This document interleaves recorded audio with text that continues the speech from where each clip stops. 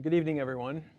My name is Ryan Streeter. I'm the Executive Director of Research at the Civitas Institute at the University of Texas, and we're really honored to be able to co-host this event in partnership with the Texas Tribune this evening to feature our distinguished guest, Dr. Arthur Brooks, who is the Parker Gilbert Montgomery Professor at the Kennedy School of Government at Harvard University, where he also teaches as a professor in the Harvard Business School.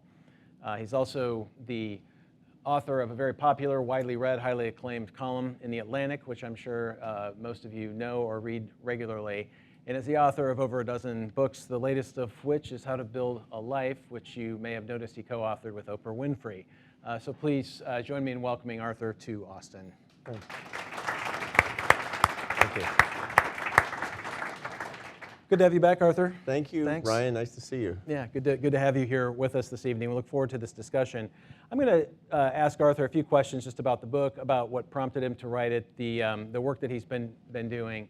And we will leave some time towards the end of the segment here for questions. So as we're going along, just think about the kinds of things you might want to be asking Arthur based on what he said, and then we'll have a chance for you to do that before we leave today. So Arthur, I wanted to just kick this off. We can talk about the book here in a minute, but I wanted to just cast your work as a scholar on the art and science of happiness and really understanding what it is that promotes subjective well-being and living your best life and at the personal level against this kind of broader sort of socio-cultural situation that we find ourselves in right now, which seems like by many objective measures, and I think you would agree, we're just growing more collectively unhappier. We live in a culture of grievance politics, I think, which you can measure. And we seem to, in a number of measurable ways, be coming apart. How much does that have to do with the work that you do about happiness at the kind of the individual level? Yeah, the reason I do work on happiness is because it's both a problem and an opportunity. We find all kinds of data that show that the average level of happiness in the United States and many countries around the world has been in decline for about the past 35 years. That's not good, obviously. It's not something that we want, because one of the things that everybody wants that I've ever met is to get happier. And happiness is not a destination, it's a direction, to be sure. But when you see entire nations that are going south with respect to the average levels of happiness in a country, that's something that's worth addressing, and that's my area of specialization as a social scientist. Yeah. And so some years ago, I used to be the president of a think tank, and that's where we worked together, because you're at the think tank that I was the president of for a long time. I hired you away from Austin, Texas. And I came back. And it turns out that it wasn't sticky, because you're back, for sure. When I left that think tank job, I thought to myself, well, look, I've been in the business of whiz-bang policy ideas for a long time, but what can I do to give people more of a hunger for a better life? Because doesn't that seem more efficient? If I could show people, or at least suggest that they could be happier, and maybe show them ways that they could do that through science and ideas and new habits. And so when I left 5 years ago, I proposed to a few universities, including the one where I currently teach at Harvard, that we offer that as a course, and I wanted to write, speak, and teach about that, to lift people up with science and ideas about love and happiness, to bring them together and to uplift as many people as I possibly could. I thought that was a good scientific goal. Why not spend the rest of my life trying to do that? And I think that we actually can, in which case the trouble that we see today is an opportunity for all of us to help make the world a little bit better. Yeah, great. Can you talk a little bit just about the origin story? I'm sure a lot of people are curious about how this last book came to be. Yeah. And then you know, it describes sort of the elevator speech version of kind of the thesis, and then we can kind of go from there into the weeds. But you know, I haven't written a book with Oprah. Yeah. Yeah. Yeah. No, I hadn't either. Most of us have not. So how did that come about? In my better future, everybody writes a book with Oprah. No, that's right. So I've been writing about the subject for a number of years, and during the coronavirus epidemic, the audience for my column in The Atlantic, How to Build a Life, which comes out every Thursday morning, about the science of happiness, it greatly expanded because a lot of people were at home.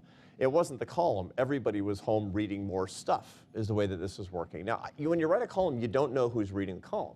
It could be your next door neighbor. It could be your mom. You don't actually know. And one of the people, who turns out, who's reading the column relatively religiously was Oprah Winfrey. She was locked down like everybody else at her home in Montecito, California, near Santa Barbara. And she didn't leave the state for 18 months. not one time. And she read and read and read, and she got very interested in the science of happiness. And the touchstone, as what she told me later, was that she was reading my columns and clicking on the links and learning a lot about this. So around in February of 2022, when the lockdowns were really lifted, I had a book that came out called From Strength to Strength, Finding Success, Happiness, and Deep Purpose in the Second Half of Life. She literally bought and read it on the first day it was on the market and called me. Hello, this is Oprah Winfrey. And I said, yeah, this is Batman. I mean, no, right? It was Oprah Winfrey. It was The Voice, right? And she said, you know, I'm reading this stuff and I'm kind of thinking that maybe we should do something together. Do you want to? And I said, let me think, yes. Why? Because these are the opportunities that you want. If you do your work to share it with audiences of people, bigger and bigger audiences of people, to touch more and more people, this is perfect. It's kind of the perfect alliance as far as I was concerned. She's a very deep thinker and extremely smart and very savvy about what she can get in front of the audience of people who trust her. So we cooked up a couple of ideas. I went on her podcast. She has a podcast that's a very popular podcast that talks about books, and it was like a house on fire. Like we'd been separated at birth with respect to our personal mission. Lift people up and bring them together in bonds of happiness and love. I use science and ideas. She uses the mass media. So then we did her web show. She has a pretty important web show that's attended by a lot of people virtually. And after that, we were just talking. And she, texts me one day and says, if I still had my show, I had a show, right? I said, yes, I'm aware that you had a show. I'm aware of that. I wasn't living in a cave. My wife learned English from watching her show, as a matter of fact. She said, if I still had my show, I'd have you on 30 times. And you'd be kind of the resident expert on happiness, and this would be our thing for a whole season or something. But I don't have the show anymore, so how about if we host a conversation that's actually in the form of a book? And so we hatched this, and I went to her house in Montecito, and because it turned out that it was better for me to stay in her guest room than for her to stay in my guest room, right? And we sat around for a bunch of days and we cooked up the structure of the book. And then I was staying in San Clemente, California at the time, and overlooking the Pacific Ocean, and we were sending drafts back and forth. And in 6 months, we put together this book just to kind of see how it worked, and we launched it in September of 2023. What a thrill, I have to tell you. It's opened all kinds of doors, and we've had tons of fun, and we've been on tour together and done a lot of media together, and it's the most fun I've ever had with anything I've ever written. It's a dream for any author to be able to do something like that. And we're just at the beginning. We're talking about new projects. Yeah, that's really great. Not just in this book, but in previous books. But in this book, I think one of the things that's interesting, if you've read it, is the way that you maybe puncture just some ideas about what it means to be happy in the first place. Yeah. So and if people have read Arthur's column, he goes into kind of deep into the scientific weeds here. Do that a little bit with us here. Yeah, sure. I didn't wake up feeling happy this morning. Yeah, So you're a deeply damaged person and abnormal. No, it's not true. And this is one of the most important things that we have to keep in mind. Number one, people make all kinds of mistakes about happiness. Everybody wants to be happier, but nobody knows how to do it or even what happiness is. And so this is the beginning of the conversation. How absurd is it? The thing that we most want, we can't even understand, and nobody has productized. How is it possible? Well, when you understand the nature of happiness, these paradoxes actually get untangled a little bit. Happiness is not a feeling, and most people think it is. Most of my students, I teach at the Harvard Business School, and the first day of class, I say, well, so what is it? You're taking a class in happiness. I have 180 students. They must know what it is. And one by one, they talk about their feelings, the feelings I get when I'm with the people that I love. And I say, very beautiful and wrong, which is good news. You don't want to be chasing feelings, because feelings are not good or bad. Feelings are data. They're nothing more. Emotions are nothing more than an indication of whether something is a threat or an opportunity in your environment. And you don't want to get rid of your negative emotions, because you'd be dead in a week without your fear and anger and sadness and disgust. They keep you from pathogens, and you run away from predators, and that's all what negative emotions are. And if you're thinking of getting rid of them and that's the source of your happiness, you're woefully misguided. That's a big mistake. The second big mistake that people make is they think that happiness is a goal. It's not. It's a destination. It's not a direction.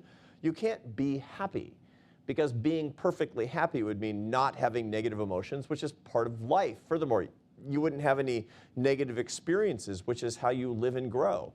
You need unhappiness to be happy, ironically, or to be happier. So the goal, and Oprah and I were talking about this, and she said, so the goal really is, and she makes up words because she's good with language. And she says, the goal is happierness, right? And I said, that's exactly right. I've been using it ever since. Happierness is actually the goal.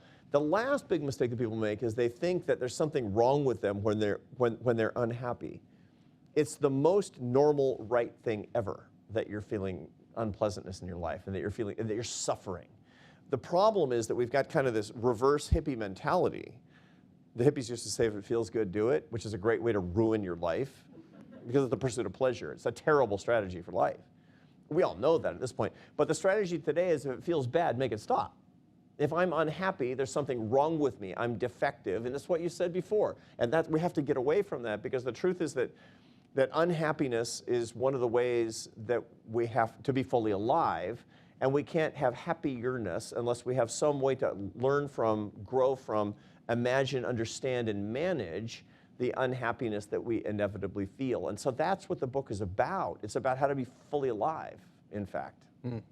Can you talk a little bit about managing unhappiness? Yeah. You know, because there's a lot of pop psychology out there. Yeah. There's a lot of stuff out there that's really not grounded in the science. But that's actually a pretty important set of practices and lessons that you've talked about and studied. So just unpack that a little bit more. Yeah, so emotional self-management is the core of what this book is all about. And it requires a little bit of knowledge of neuroscience, but not that much. About 30% of what I teach is neuroscience. The rest is social science and self-management.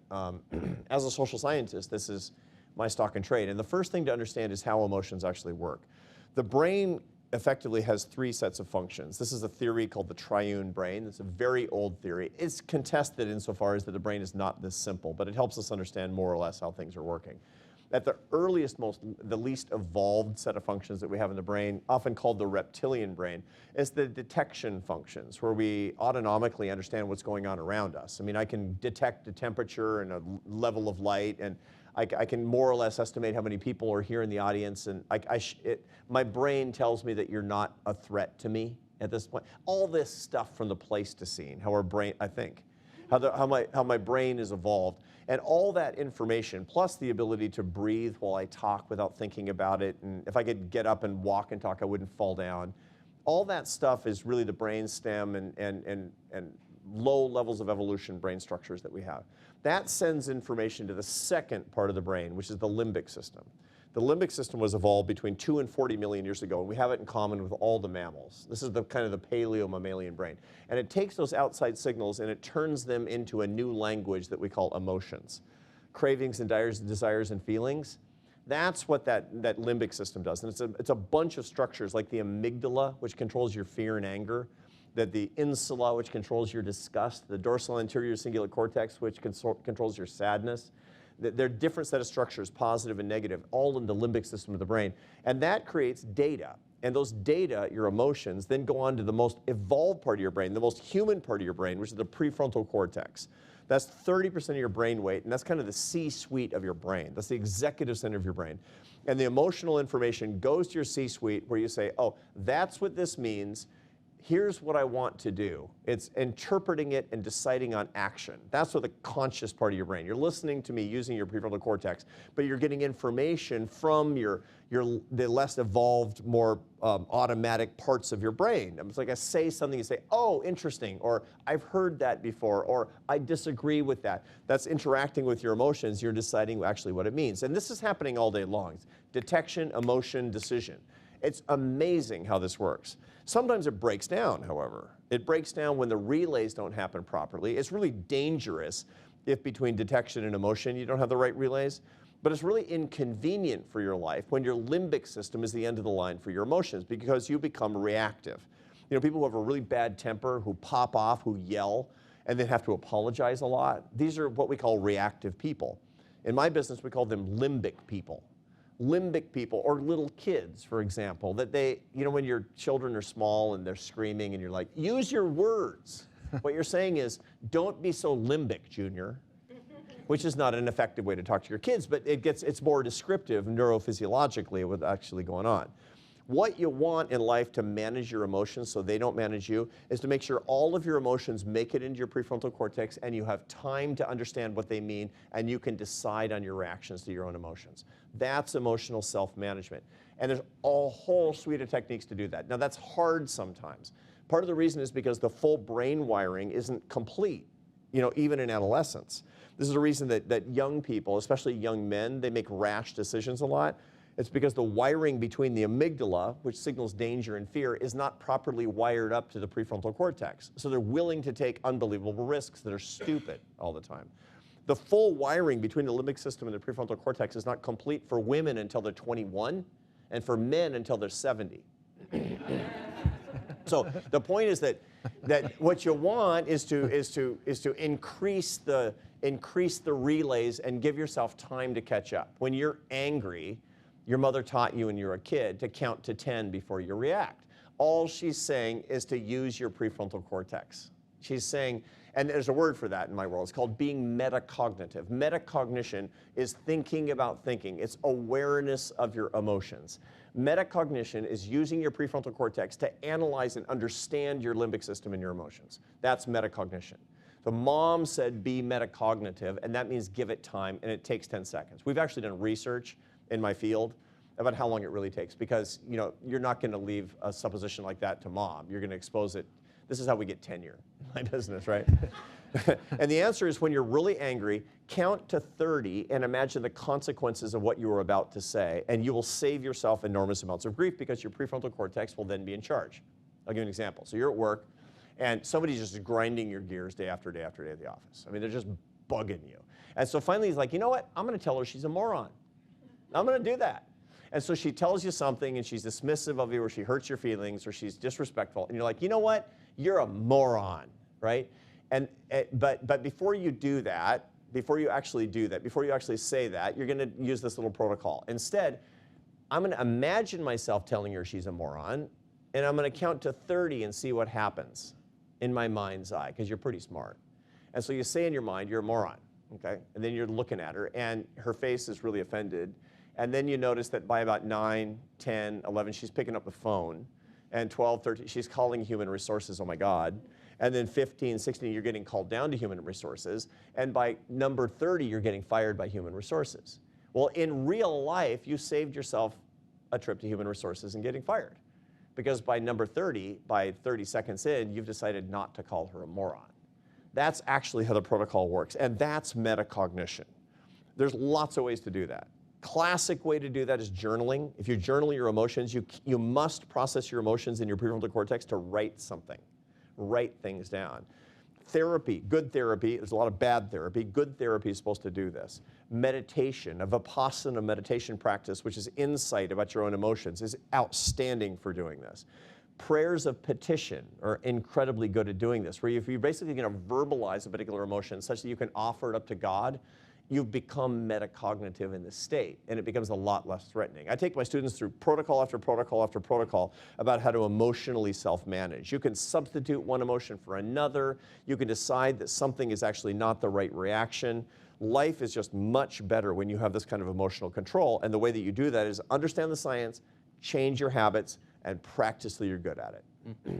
Can you talk a little bit about the relationship of affect to this? Because you have studied this, and I think you have a test you can take on your website, right? Yeah. Where you can see if you're a high affect, low affect person, and you can be both. Right. You can be both high and low. You can be both low. You can have them switched.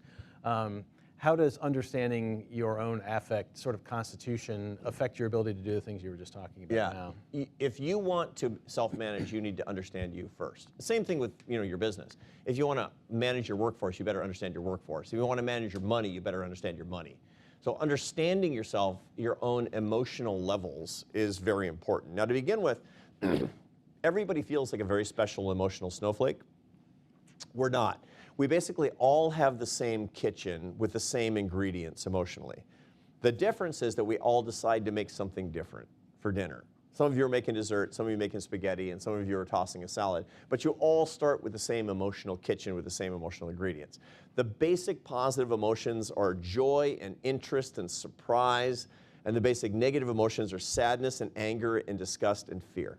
Those are the big 7. And some cognitive scientists actually like to say there are 1 or 2 more, and some say there's one less, but basically these are the basic ingredients that we all have.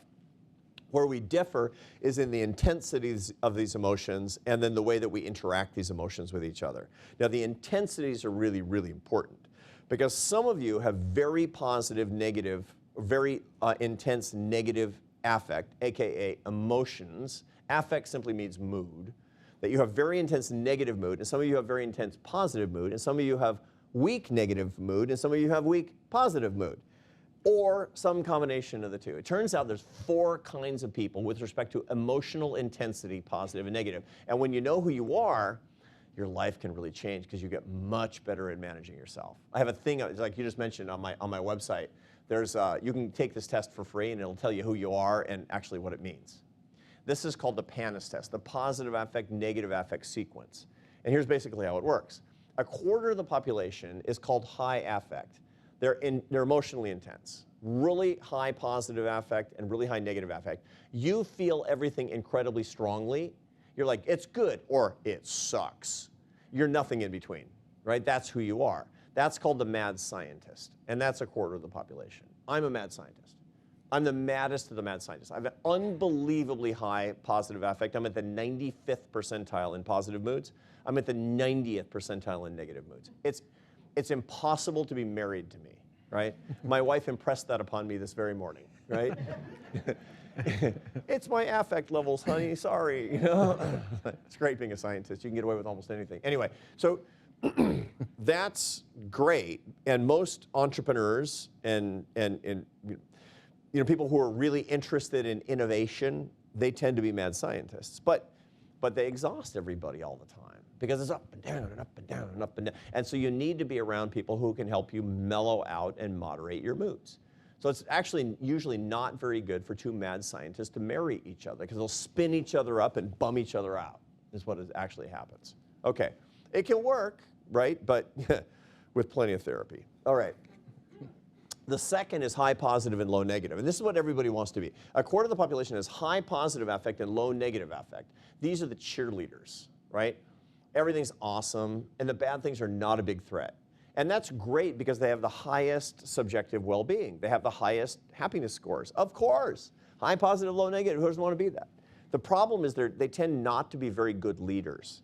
And the reason is because they don't like bad news and won't surround themselves with anybody who gives them threats, and they find they're almost incapable of telling people the truth when the truth is negative.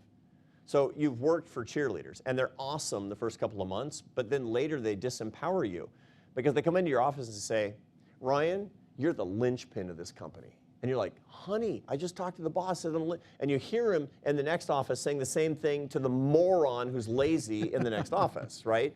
That's a big problem. They also, you find that they won't take bad news. So, if 2 cheerleaders fall in love and get married, they always go bankrupt because they take out 13 credit cards. What could go wrong, right? So you get the idea that you need compliments to each other. One of the biggest things that I teach in my class to 20-somethings, they're all MBA students at Harvard, is about the serious business of treating your marriage or your romantic life like a startup. And this is one of the key things you need to do is find your complement. Don't find your doppelganger. Don't find somebody who's just like you. Among other things, marrying your sibling is, as my kids point out, is not hot.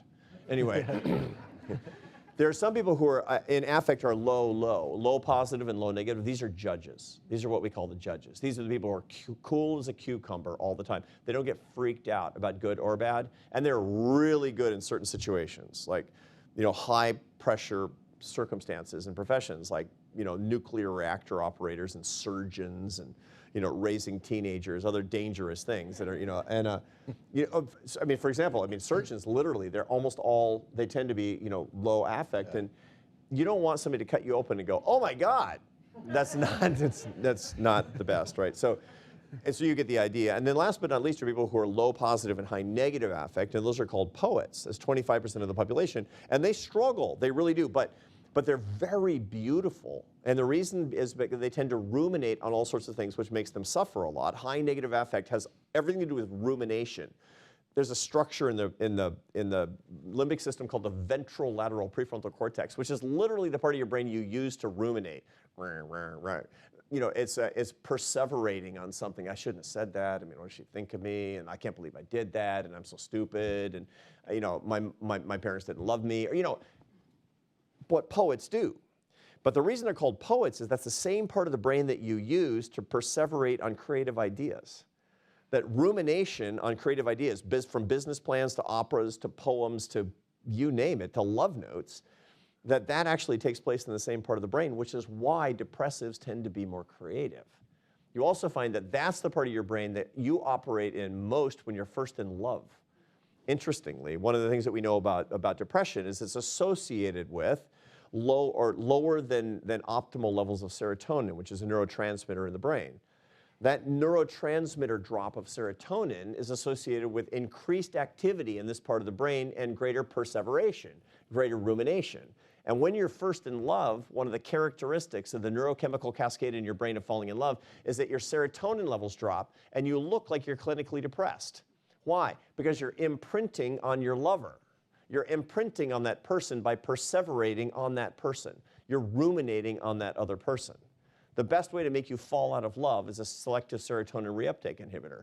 Prozac will make you fall out of love. Not exactly.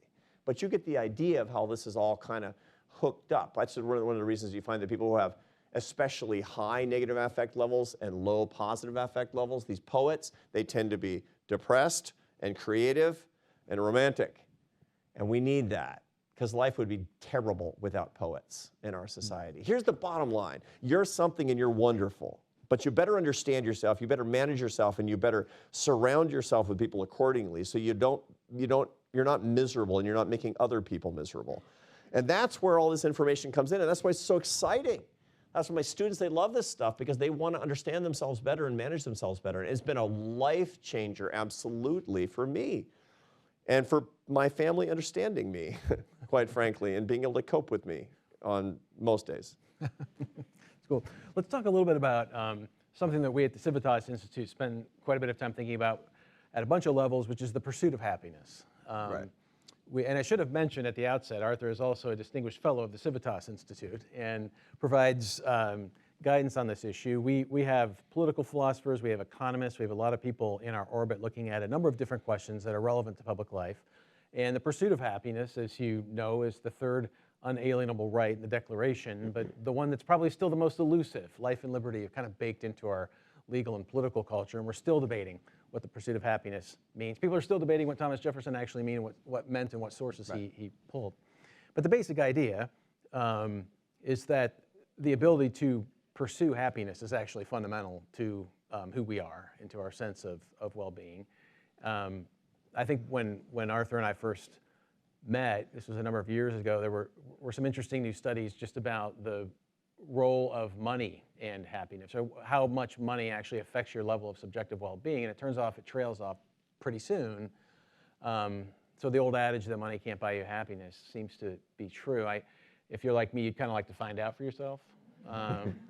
But we know that's generally the case, and it's different in different cultures. But the pursuit of happiness, if you're going to break down, if happiness is not the destination and the pursuit is kind of what it is, what are its core ingredients? What are its core characteristics of the pursuit itself? That whole, I mean, historians, and you're the expert, this is literally the kind of stuff you wrote your PhD dissertation on, is this kind of material, of course, as a political philosopher.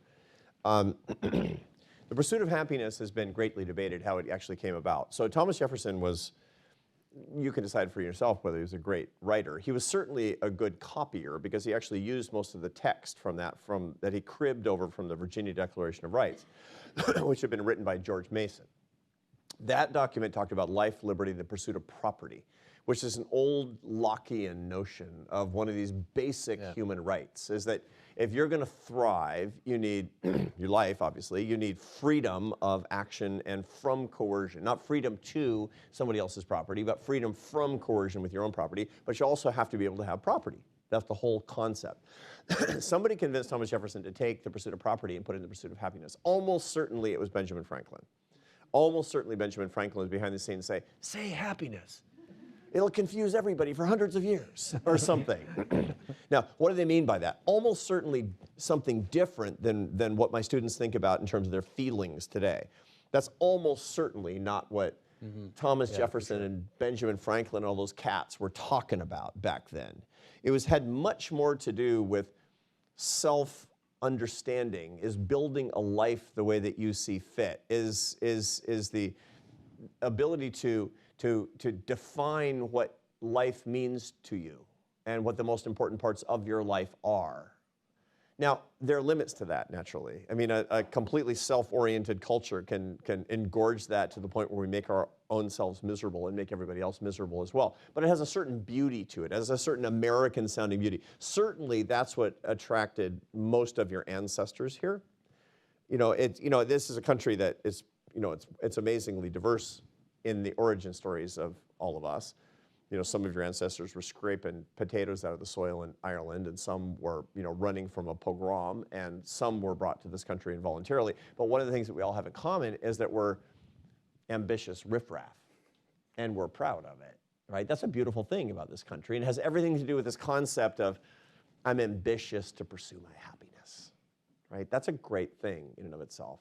So we've been debating ever since what this actually means. And the pursuit part is the critical part of this.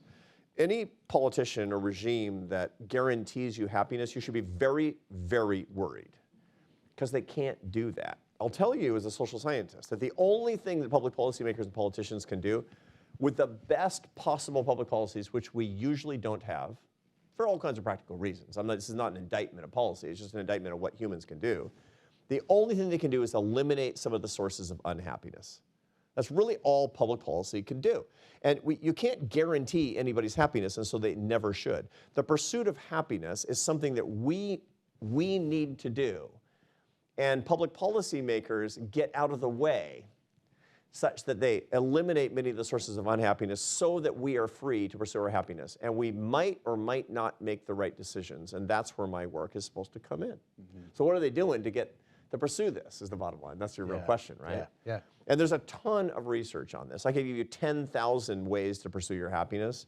I can give you 10,000 ways that you shouldn't try to pursue your happiness because they're a mistake, like buying a boat, right?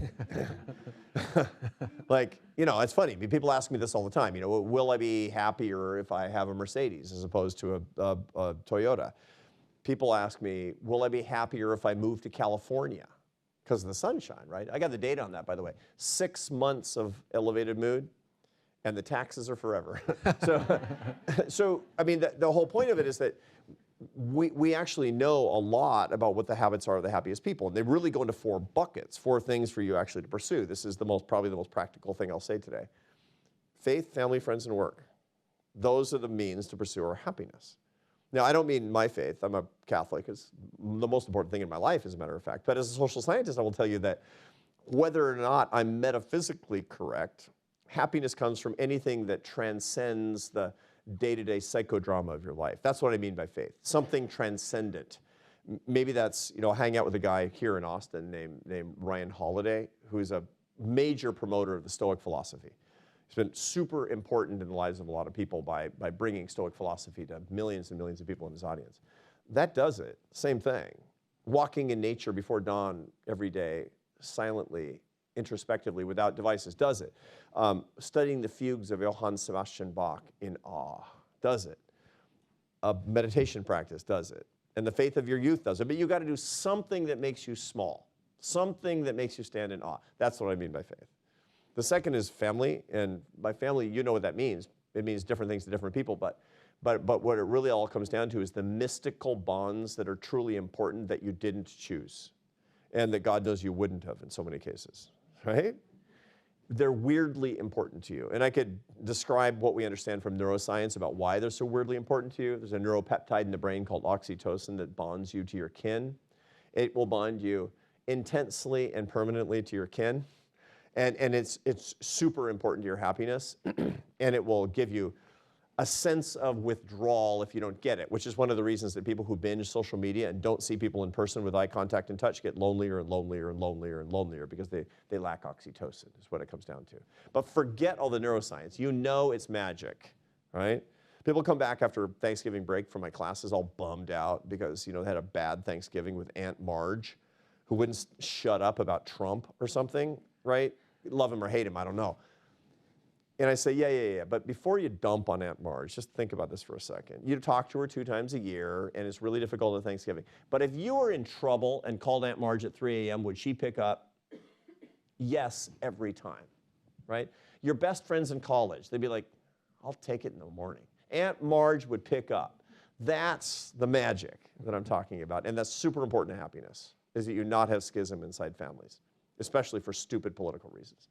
Third is friendship. And I do a lot of work with leaders, and I do a lot of work with business students and executives and politicians. And the thing that the distinctive factor I talk about with friendship is real friends versus deal friends. We have a society that increasingly has lots and lots of deal friends, let alone virtual friends, which is the worst, because that's actually not friends. But deal friends are people who are transactional with you. There's a lot of Aristotelian philosophy that you've worked on a lot in your career. Real friends are they're just useless. Why? Because deal friends are useful. Do you have enough useless friends? Ask yourself that. I don't mean worthless. I have those too. Do you have enough useless friends? Write down the 10 people that you have most contact with and put R's and D's after the name, which is not Republican and Democrat. It's real and deal. And make sure you've got a lot of R and not so much D. And then last but not least is work. And work only has 2 characteristics for what will bring you happiness. It's not money, it's not power, it's not position, it's not prestige, it's not job title, none of that. It's not above or below average income for the reasons that Ryan just talked about. It has to do with whether you earned your success, you believe that you're creating value and you're being acknowledged and rewarded for it, and whether or not you believe you're serving other people. Those are the 2 things, earned success and service to others. Those are the 2 things to pursue, and those are the 2 things to guarantee if you're an employer, if you want your people to love you and stay, is what it comes down to. So that's it. That's it. The pursuit of happiness comes from your obligation, your privilege, your prerogative, your imperative of pursuing faith, family, friends, and work. Seriously, every day, no joke, no fooling, no excuses. And government's job is to make sure that it gets out of the way of those things. And a lot of other things it's supposed to do, I guess. Although we have a big debate, hammer and tongs, about what it should do. We should all agree that it should be getting out of the way of faith, family, friends, and work. And then we could have a much happier society that lives up to the promise of the Declaration. That's great.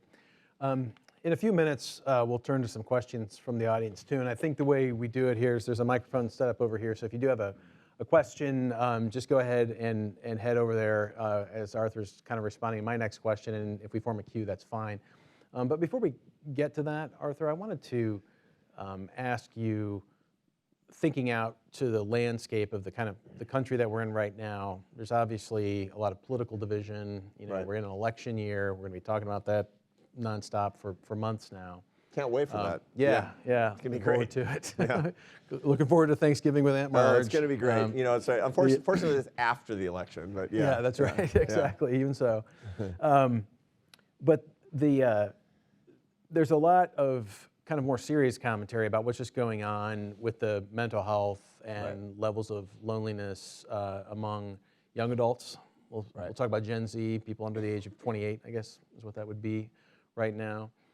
Some debate as to how bad it is, some debate as to what's driving it. Just from your work on this right now, what's over the last, 10 years or so, as we've seen these trends of higher self-reported anxiety, depression among young people. What's your take on, what's your interpretation of what's going on? And also with an eye towards what sorts of things would need to change to reverse some of these trends? Yeah. If you agree with me that these trends are real. I know some people say that it's maybe overblown. No, it's not overblown. It's probably underestimated, as a matter of fact. The problems probably run deeper than what we actually see among young adults, but among all of us. Remember that the happiness data in the United States are discouraging, and they've been going in the wrong direction for 35 years, since late 80s, early 90s. And they're especially acute among young adults. Now, we know why. I mean, this is not a big mystery, as it turns out. We can say that the problems in happiness for young adults, and therefore for all of us, are due to the climate and due to the weather. And I don't mean that literally, it's a metaphor. It's actually an uncomfortable metaphor given the nature of our conversations today, but you'll see why I say that in a minute. The climate of happiness is going in the wrong direction. And the reason for that is that the habits are going in the wrong direction. Faith, family, friends, and work, all going in the wrong direction. And by faith, I mean life, philosophy, or transcendence. You find that when I was born in 1964, a long time ago, 1% of the population was completely unaffiliated from any religion. 1%. Today it's 33%. Okay, 33. I mean, it's obviously orders of magnitude higher. Now, you find okay, but a lot of people are spiritual but not religious. Wrong. You find that spirituality and religion move in tandem. When you have lower levels of religiosity, you have lower levels of spirituality. Okay, well, they have a stronger sense of life philosophy. Wrong. You find that year after year, a smaller percentage of college students in the United States say that finding the meaning in their life is of primary importance during their college years. We just have less of this faith. Family life, people are less likely to get married. They're less likely to have kids. They're more likely to have schism with their family members, and that's been increasing for 3 decades. Friendship, levels of loneliness, especially among young adults, have never been higher. The percentage of people who say, no one knows me well. There's reasons for that we can talk about. And last but not least is the relationship that people actually have with their work. They don't see a sense of personal mission in work. Less and less and less and less. And that's the climate. Now the weather is even more troubling because there have been 3 crises of weather, 3 downdrafts, 3 storms in happiness that have especially affected young adults. The first is 2008, 2009, 2010. We saw this major downdraft in happiness. And at first, as an economist, I thought it was because of the financial crisis and people coming out of college and they can't find jobs and opportunities lower. That's not it. That's not it. It's because that's when everybody got social media apps on their phone. That's what happened.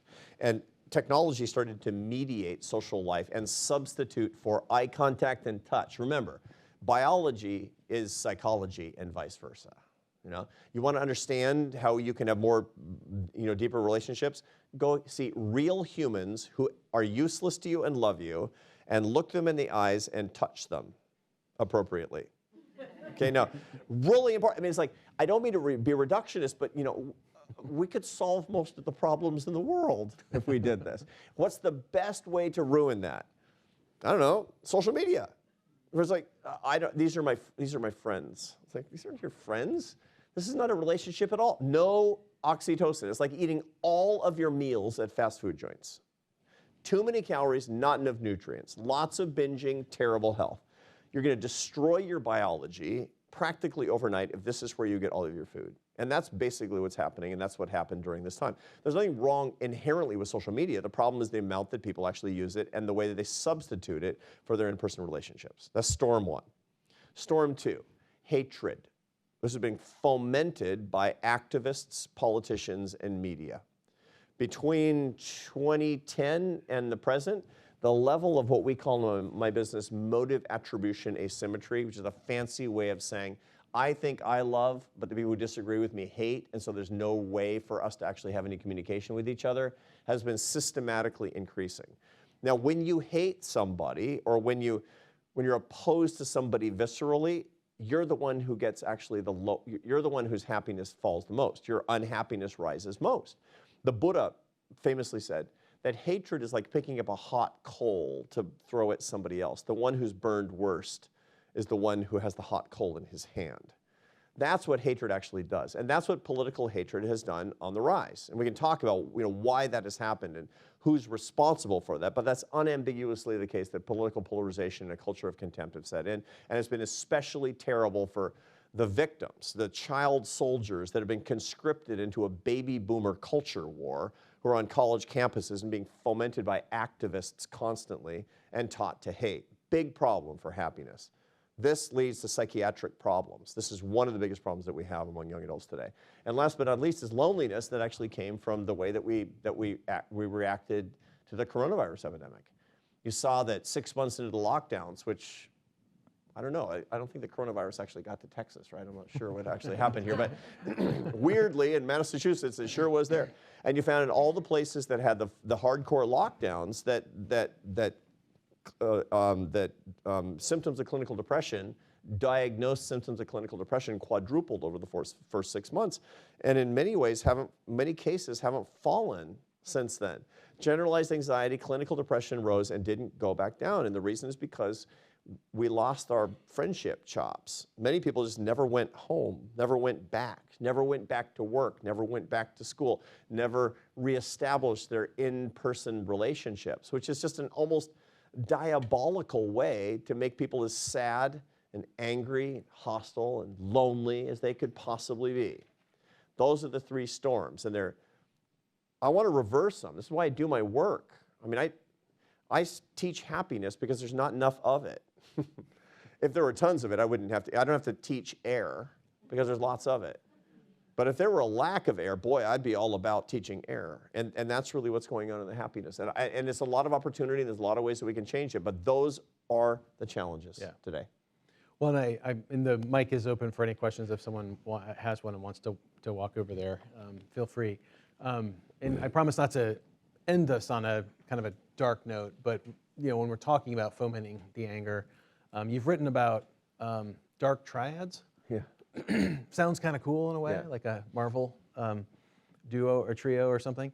But how distributed? What are they? How distributed are they in our world? And then why do they seem to have so much power in our lives when there aren't that many of them? There's a term of art in my field called dark triad. And dark triad, it does sound cool. I mean, like, who doesn't want to be dark triad? It's awesome. No, you don't want to be dark triad. Here's why.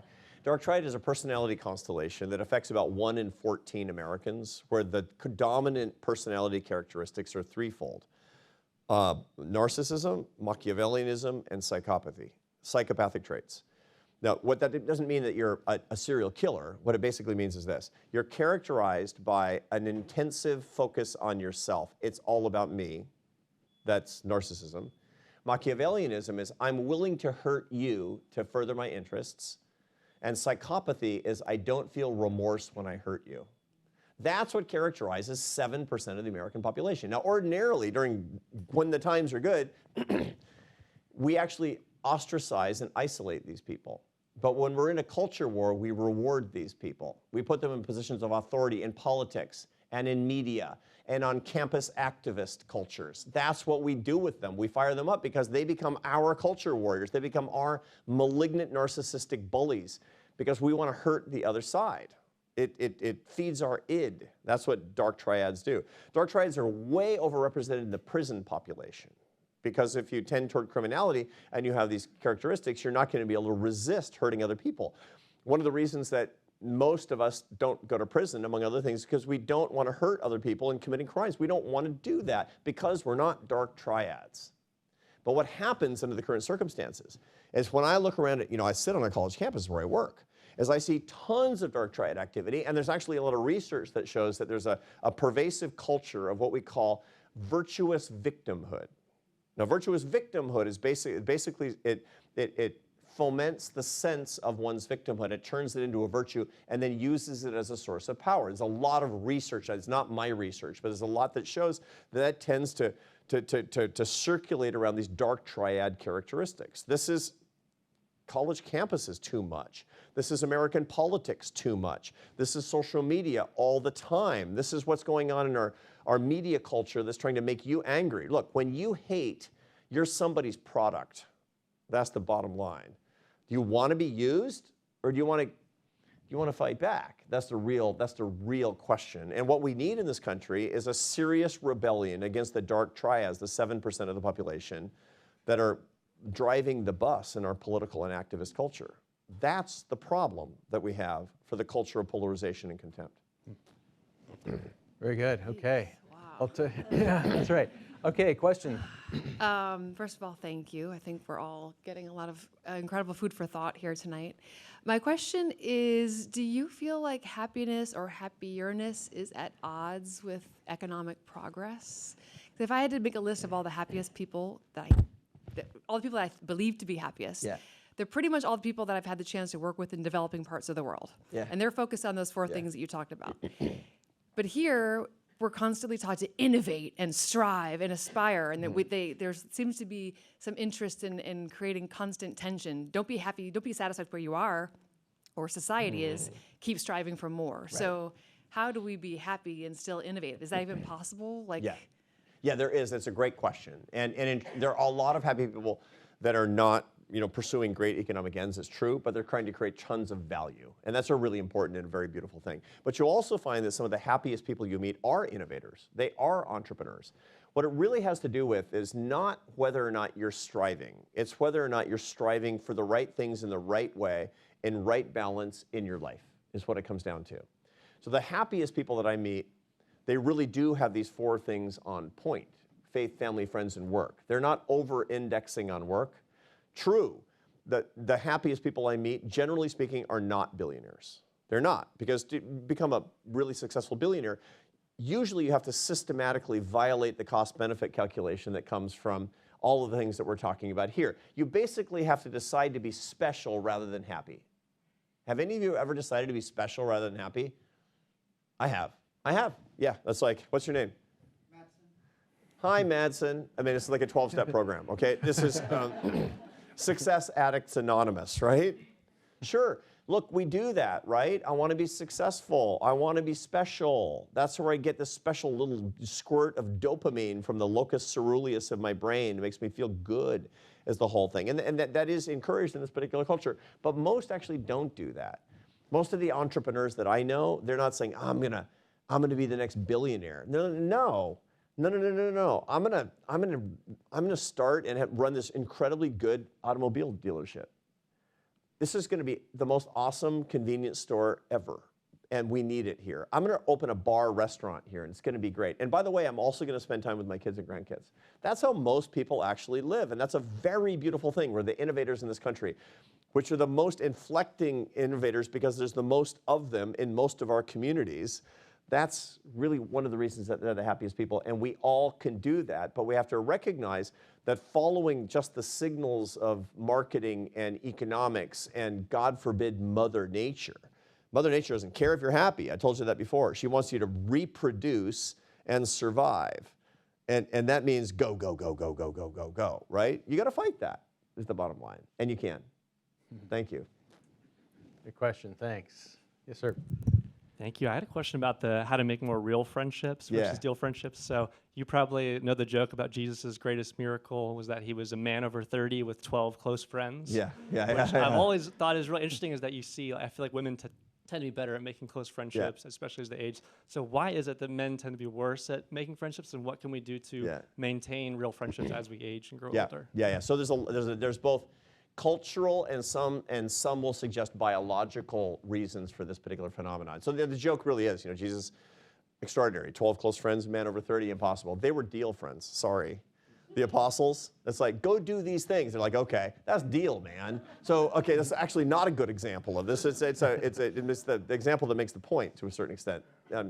Sorry, Lord. Anyway, you get the interesting thing about this is, number one, the cultural phenomenon in which conventional families were organized, where if a woman spent more time at home taking care of children and a man spent more time in the workplace, the men typically would think of spending time with friends outside of the workplace as cheating the family. And the result of that is that men got worse and worse and worse and worse at friendship over the course of their life, whereas women got better and better and better at friendship over the course of their lives because they were more social. They're more social with their children and also the parents of their children's friends, and they're with the neighbors, and they saw more people who were not colleagues. The result of that is that traditionally, the cultural explanation is that women were better at friendship. Now, those trends have changed as gender roles have blurred in the workplace. And the result of that is that traditionally, you always found that women are happier than men. But lately, over the past 25 years, the two happiness levels of men and women have converged down toward the unhappiness levels of men, not toward the unhappiness levels of the happiness levels of women, because of the blurring of gender roles probably in the workplace and the fact that women have more deal friends than real friends because of the way that things have changed. Life has gotten worse when it comes to friendships. Now, the biological explanation is more contested, as you can imagine, but the whole idea that the hemispheres of the brain, they tend to be a little bit different between biological males and females. And biological males, they tend to emphasize more the right side of the brain, which is object-oriented, and the left side of the brain, which is more people-oriented. And it makes sense that we don't have a completely symmetrical brain, that we specialize in different things with different hemispheres of the brain. There's nothing strange about this. But the observation is that there's more brain activity and greater development on the people side with biological females and on the object side with males. And that means it's harder for men to relate to other people talking about human things like feelings. Now, any of you have had boys, like sons, the best way you can baffle your sons is ask them this. You'll never baffle them by saying, what kind of dinosaur is that? I mean, I don't know, Giganotosaurus. And actually, well, it came from the Jurassic. Never. But here's how you baffle them. Are you feeling sad? They're like, what's it, I don't know. I don't know. I don't understand. And so the result is that they grow up actually not really developing this very well, according to some of these theories, and they can't relate to each other in this way. I was hanging out with an old friend of mine, and afterward, old friend of mine, close friend, and afterward my wife said, so is he still dating that girl? And I said, oh, I didn't ask. Because we were talking about sports. I mean, maybe it's just me, but you get the point that, and again, these are contested theories about brain differences and all this, but the whole point is basically this. Whether you're a woman or you're a man, you need to do more work, more real and less deal. You need to do more work is what it comes down to. Whether you're talented in this or you're not talented in this, whether the biological explanation is right or it's wrong, it doesn't matter. You need more love in your life. Thank you. Thanks. Okay, we have a couple more here. A couple more questions? Yeah, go ahead. So thank you for talking through all of this. I had a question about how you think about measuring progress in the pursuit of happiness, both as a researcher and if you can share thoughts of like how us as an individual, as we are thinking about pursuing our own happiness, how are we measuring that we're kind of moving in the right direction and not moving towards unhappiness? Yeah, thank you for that. How do you measure your happiness and how do you know you're making progress? To begin with, you have to pay attention to it and you actually have to get some sort of a metric of it. And I do that all the time. I make my students take a battery of 15 happiness tests in various parts of their lives. Their attachment style and their material values and all different aspects of it, as well as their affect levels we talked about and general well-being. I have lots and lots of tests of this. And one of the things that I do is, since I teach this all the time, I take these tests and I chart my progress. So I take these tests honestly. I could game them, but I don't because I actually want to see. And my own happiness has risen by 60% over the past 5 years. Now, I know I feel better, but that's incredibly reassuring to me that this stuff actually works. It works in my own life. I'm, physician, heal thyself. If I were doing this stuff and getting more and more gloomy and, bleak and it's really bad and, I hate this and my life is horrible, I would start to doubt the veracity of these ideas that I'm bringing to you. But in point of fact, I know they work because I'm seeing it in people that I love. I'm charting their progress and in myself as well. I also find that it's really, really useful to break down my happiness, not just the macronutrients that I talked about, enjoyment, satisfaction, and meaning, but micronutrients to go into these things. And I have a 20-factor model that I've been working with all the way back, going back to the year 2000.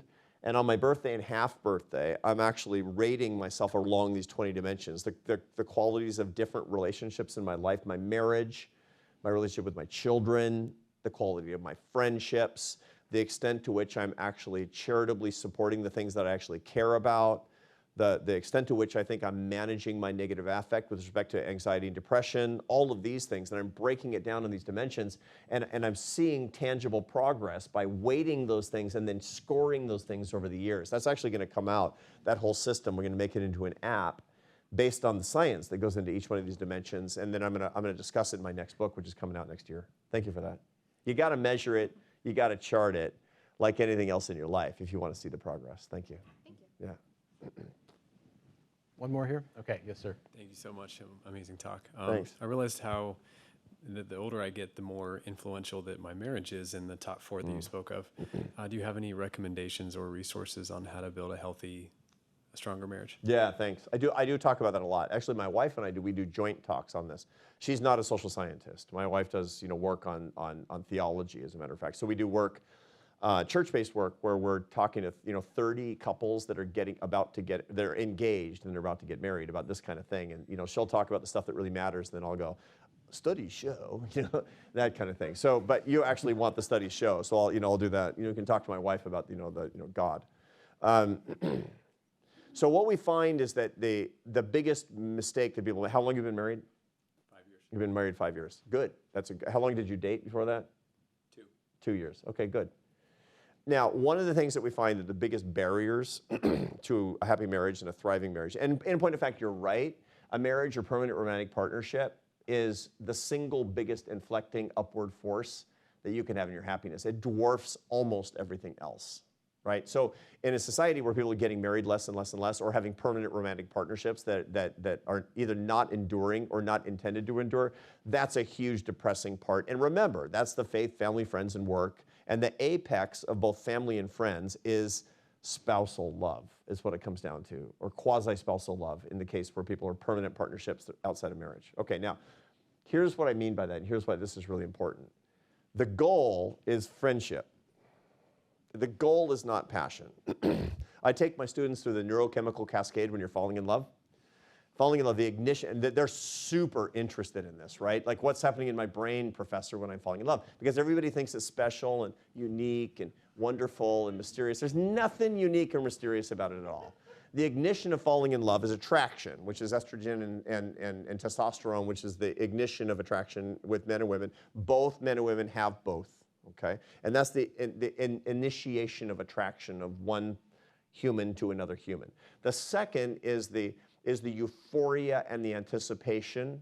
And the euphoria comes from a major increase in norepinephrine levels and a big increase in dopamine levels, which gives you anticipation of the reward, where the reward is the contact with the person you're falling in love with. Third, your serotonin levels dive precipitously, such that you'll perseverate on the other person and imprint on the other person. That's the, I don't know, did she call? I don't know if she's going to call. I don't know if she's going to call. I don't know if she's going to call. What, the text, did I say something wrong in that text? I don't know about the text. It's like, who am I? You're a person with low serotonin is who you are. And you're perseverating on the other person. And last but not least, there's the bonding that comes from the oxytocin, in which you're going to make that person into your kin, right? You're going to make that person into your family. That person will be a permanent part of your kin because of the oxytocin that bonds you to that other person. It's so beautiful. 1, 2, 3, 4. Interestingly, if that gets out of control, you can't control it anymore. You can't control it if you let that go too far, which is one of the reasons that about 25% of extramarital relationships happen at work, where people are in a laboratory starting the neurochemical cascade of falling in love against their own wishes. How? By talking to each other about intimate things and looking into each other's eyes and spending a whole lot of time together and going on a work retreat, a canoeing trip for team building and other building kinds of activities. And that what's going on here is by the time you get to step 3, you're out of control and you're the CEO of the company and you're getting dismissed because you accidentally fell in love and you know what happened. So this is super interesting to my business school students, right, about how this whole thing happens. But here's the point. You want to get to step 4. And the culmination of step 4, which is oxytocin, which is this bonding, it's friendship. That's why the goal, usually after about 5 years, is not passion. Passion is 1, 2, and 3. And man, that's a drag. You know, you'd go crazy at 1, 2, and 3. It's super exciting and all that, but you don't want that to last very long. You wouldn't be able to get any work done, you know? And you'd be unbearable for the rest of your life, and you'd hate yourself, and, you know, it's awful. You want to get to step 4. And that's called companionate love. Companionate love is you got through 1, 2, and 3, and you got to 4, and you're married to your best friend. You're married to somebody who is your real friend. At the end of the day, your only real friend is that person. You need more than one real friend, by the way. Happy people have more than one real friend. I don't mean more than one spousal type real friend, but one other real friend who, yeah, and it's like modern life is kooky in that way. But, you know, that's the key thing is by the end, about 5 years, if she's your real friend, she's your companion. There's still plenty of passion and companionate love. To my kids, that doesn't sound hot either, right? Plenty hot, but the point is that that's not the point. The point is your deepest, most cosmic, most magical, most divine friendship is with that particular person, and that's what you get. That's the fruit of what you get. You shed the 1, 2, and 3. There's a little 1, 2, and 3 in there from time to time, but it's really 4, man. It's really 4, and that's really, really what you want. Thank you. Thanks. Well, that's great. Well, this has been a great time. Thank you, Arthur, for being here. Just to close this out, as we leave, I mentioned earlier, you know, we're walking into this election year where we'll be engaged in difficult conversations, where we tend to look at people through this lens of their ideology. We found at AEI when we did these large national surveys that we built at AEI when Arthur was there that We confirmed a lot of the research on social capital that Bob Putnam had done when we asked people questions about their volunteering behavior. In the very same survey where we had asked them a battery of 20 questions that determined people's social isolation and loneliness. And we found that what Putnam found, which is that if you are engaged in your community, more than once a month you go to a house of worship or you coach a Little League sports team or you're involved in a veterans club, your levels of reported loneliness are lower. Not surprising. We were like, oh yeah, we asked about 11 different things that people do. And then my research assistant came to me and said, there's one exception. There's one group of volunteers that's lonelier than the national average. All the other volunteers, as we expected, would be lower than the national average. It was the people who only checked the box politics. Now I don't know, we couldn't determine causation. I don't know if the politics is just attracting miserably lonely people, or if it's hollowing out souls, or some combination of both. But as we kind of leave this place and we immediately run into people that really just turn us the wrong way because of how they think. You wrote an entire book called Love Your Enemies. When that happens tomorrow or tonight, when we get home, what's the first thing that should come to our mind? The first thing that should come to our mind is that your love is more important than your opinions. That's really important for all of us, and it's easy to forget. And we're being encouraged to forget it by the dark triads. They want you to think that being right is more important than loving somebody else. It's not. You're going to hurt yourself if you actually do that. So ask yourself this: what do I care more about? My love for this person or my opinion about my political opinion? That's basically the same question as what do I care more about? My love for this person or my money? My love for this person or my car? Any other thing that's inconsequential. It's less valuable. And if we can actually keep our priorities in basic order and say, I care more about this person than I care about being right, then we have a fighting chance of actually rebuilding our country and not leaving our relationships vulnerable to the terrible times that are going to be encouraged and foisted upon us by the dark triad forces that are all around us. And once we do that, by the way, we start to fight back and we start to get our country back, we start to get our lives back. Excellent. Thank you. Thank you. Good closing words. Arthur, thanks very much.